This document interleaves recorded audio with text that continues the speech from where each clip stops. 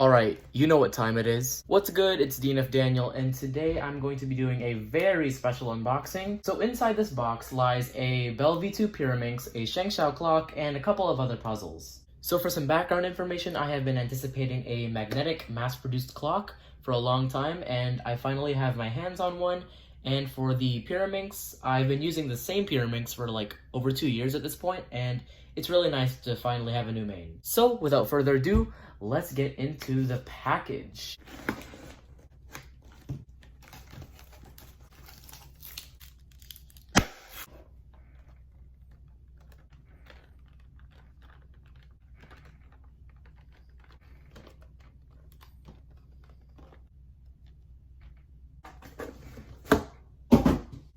Alright, so just to get things out of the way, I asked in the comments before I ordered the package if I can get an autograph from the infamous Phil Yu.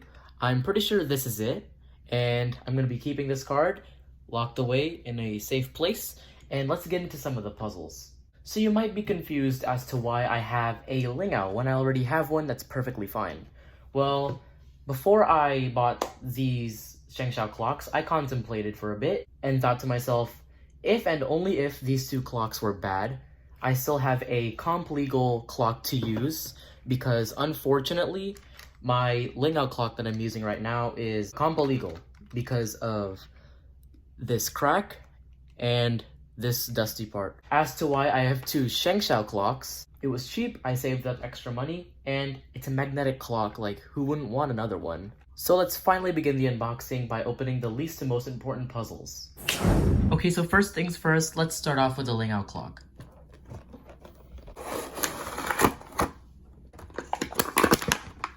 Oh gosh.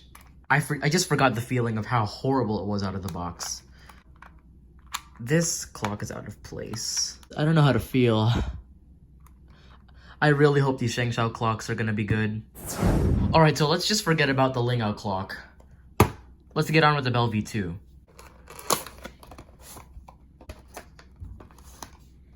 Alright, so looks like this puzzle comes with a tensioning tool of its own, or I think it's for the magnets.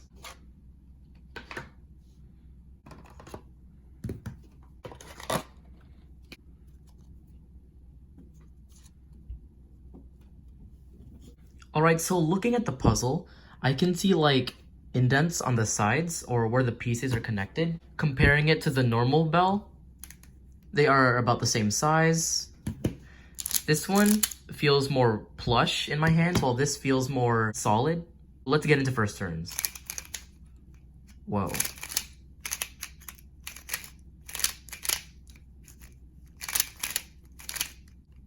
This puzzle is really light.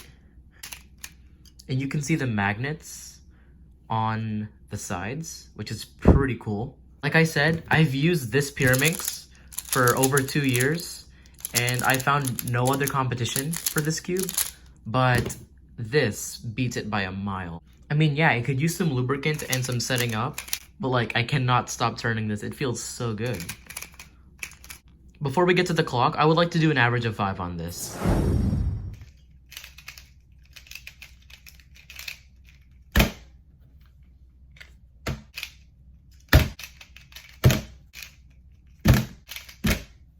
Alright, so my current average of 5, without setting up, is a 663, which is, if you didn't know, what I normally average. So it goes to show, even without setting this cube up, it can already perform high standards. But of course, I'm gonna have to set this up. Alright, so let's get on with the main part of the unboxing. What's with the anime girl? Like, alright, all jokes aside, let's take a look at the clock.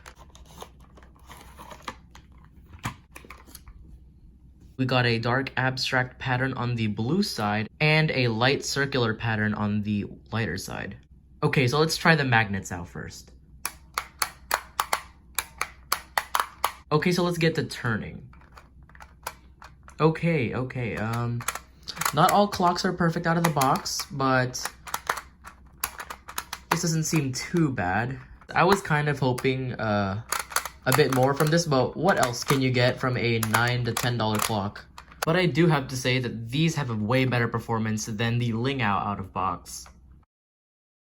Alright, so it's been a couple of hours, and here's what I came to conclude setting up and solving on the clock. By design, it's really good to look at. The dark and the lighter sides have a good contrast. One thing I will nitpick on the design is the unnecessarily slim pins. Now, when I do recognition on clock, I like the pins to be very obvious and easy to recognize when turning considerably quick. On here, it's just hard to do, especially with not a solid pin colors on both of these sides. Oh, and another pretty interesting thing about this clock is the flattened edges on these sides of the clock. So whenever you stand them, they don't roll around because they balance properly. After some setting up and lubricating, it is not that bad. I feel like I need to work it in some more because even with the weight 5, it still seems a bit too heavy when you raise more than 2 pins up to move more than 4 clocks. But if you only move 1, it's pretty easy to move around. So I'm pretty sure it all comes down to working it in a bit more. And yeah, giving this the benefit of the doubt, for $9, this is a pretty good deal. Out of the box, it's way better than this.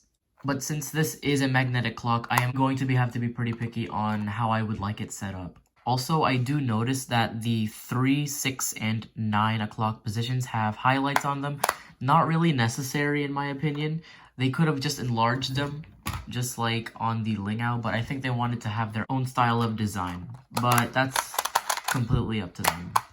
But I do certainly hope that over time the weight 5 breaks in and works the clock pretty well. I have yet to get any sub 6s or sub 5s with it yet, mainly because it still needs some breaking in. But remember, the magnets are not good on their own. You must set it up properly. Overall, I am not completely satisfied with the performance of this clock, but I'm pretty sure my opinion won't stay the same because over time this clock will have to get better at least somehow. I do think that clocks and their hardware will get better over time. I hear that Qi is making their first clock and I'm really excited for that release. And I really hope it's considerably better than this. So yeah, that's just about it for today's unboxing. I really hope you enjoyed this video, and if not, please consider subscribing for future unboxings and videos. So yeah, this is Dean of Denniel, signing off.